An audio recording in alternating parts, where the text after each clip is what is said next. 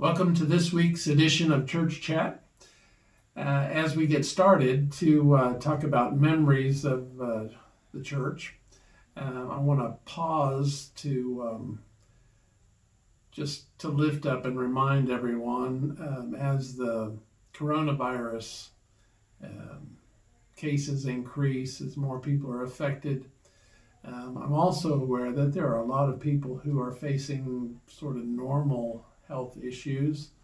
We got an email this week from the Harrelsons about Taylor Thane. She's going to have some ongoing health issues, but they are not as severe as they had feared, so that's mostly good news. Also, Mary Couch fell and injured her hip, and they are evaluating that. And Sherry Fleming goes in tomorrow to have a procedure done on her leg. So even with the coronavirus cases, there are still the usual health concerns. So let's keep one another in our thoughts and prayers and not forget those who are facing those while we continue to think about and worry about the coronavirus.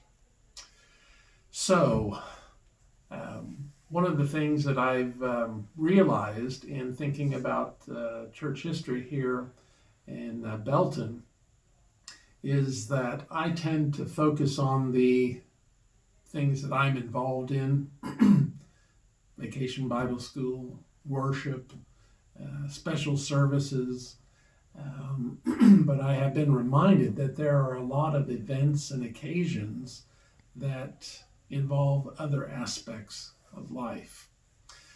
For instance, when I got here, I went to the kitchen because the ladies were cooking. And always in the past, when there was cooking going on, I would get a sample. But when I went to investigate, it was almost as if I was being ushered out. They showed me around and let me know what they were doing, but they made it clear that I shouldn't be hanging around in the kitchen for very long. The ladies of the UMW cooked for the FDA and provided for their testing, and it was all done in a very prescribed way, and they did that to raise money for the UMW, and the UMW would give that money to worthy causes around the conference and around the world. I've also heard rumors of softball games taking place, definitely away from the church. There was a time when folks would gather in the parking lot and provide repairs and maintenance on cars. That happened outside the walls of the church. And so there are lots of occasions where our ministry takes place outside the walls of the church. And I hope we, as we're remembering and we're celebrating, we lift up those occasions as well that are not what we might immediately think of as church life. But Christianity, living our faith, encompasses much more than just what happens on Sunday morning. So I hope we lift those up as well. And I imagine that Randy and Lynn have good things to offer us today and memories of events and occasions here at Crossroads. So Sid led in perfectly, and in fact clued me into some things to talk about today. So I was trying to think of the ministries that I've been involved in since I got to Crossroads, and I came up with a huge page full, only 2 of which I had nothing to do with. And I divided them up by things that were for our church family, things that were local, things that were for the wider area, and then some global projects that we've done. And I'm just going to highlight some of them, and if anybody's interested, you can talk to me or we'll talk about it some other time. The things that we've done for our church family that I thought of, and I'm sure there's other things, maybe Randy's got memories of things, but a group of, I would guesstimate, 15 of us probably gathered one day and painted the exterior of James and Jeannie Allen's home. And then Jeannie served us this wonderful lunch from Famous Dave's where she was working. That was a fun day. And then an even larger group of folks worked on 2 occasions at 908 Sweet Cherry, which is the church's house, and repaired, renovated, painted, did all kinds of things, landscaping. Sid and Randy took out a lot of stuff that day. Locally, one of the first things I remember that I just thought was so cool, because I probably would have never gotten to go see the lights at Longview at Christmas if we hadn't done that. But Jim Twyman came up with the idea of these little candy canes, and I believe Cindy designed the card that went behind the candy canes. They were just the small ones. And we went out there, and as cars drove through, we would just approach the window and say, we'd like to give you candy canes. How many are in your car? And we gave them these candy canes with the message of Christmas on it. Another one was going to the baseball games in Belton, and I probably wouldn't have gone to the baseball games, but we were handing out water bottles with the church label on it. And boy, those were popular on a hot day at the baseball games. We did Parents' Night Out once a month, where we provided very low cost babysitting so that folks with limited income could have a night out. The pastor's discretionary fund, the money we give at communion, helps people with utility assistance and other needs. And then I think 4 or 5 sessions that Mark and I led Financial Peace University to help people figure out how to manage their money so they weren't having to come ask for help. We had a project called Heart for the Homeless. We did Simple Foods meals, the Silver Angels at Gladden. Thanksgiving and Angel Tree projects are one of our favorite ones here at Crossroads. The Back Snack, Pirate Pantry, and the Belton Educational Fund have all had support from us. The youth group do the Adopt a Street out here on Markey Parkway. We had a very short-lived KC Go project, and we support Heart and Hand. So those are all the things we do locally. And actually, I'll just finish because these are not so many for the wider community. We donated. I used to go down and serve meals at, I think it was called Operation Restart or Restart. It was the homeless center down in Kansas City. Restart, yeah. Yeah. CYG has gone to the Indian reservation and painted and worked there. And they've worked a lot last summer at Rainbow House. Not last summer, we had COVID. The year before at Rainbow House. And then Kevin and Sammy and I tried to do some prison ministry with a man that wanted to come back to Belton. And globally, we used to have the Mozambique Initiative. We had a church that we were partners with, the Rosano Garcia Church, and we would have every fall Big Macs for Mozambique to raise money. We had the PET project, remember the personal energy transport vehicles. Several times we've made personal hygiene kits for Encore, and the Zoe Orphan Empowerment, I believe, was the last major project that we did. So many things to get involved with in ministry to our community and the wider world because of all of us at Crossroads. Actually, because of Christ.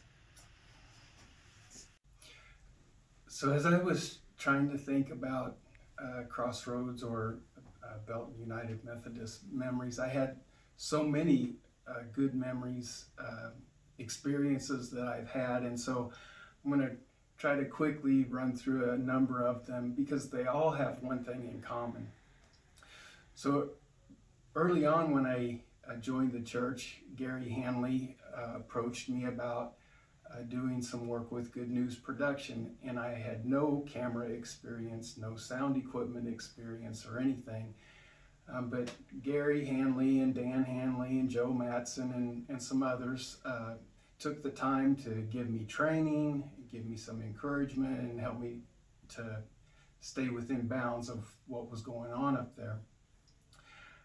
One of those Sundays, I was wearing a white shirt, and after the service, I had leaned over the railing to look for Penny, and I noticed the choir, which sat behind the altar at the other end of the church, pointing up at me, and I thought, well, I'm in trouble for leaning over the railing, so I got away from the railing, went downstairs, and I was approached by Michael Crawley and Chris Williams, who said, we're going to do an Easter drama, Living Last Supper.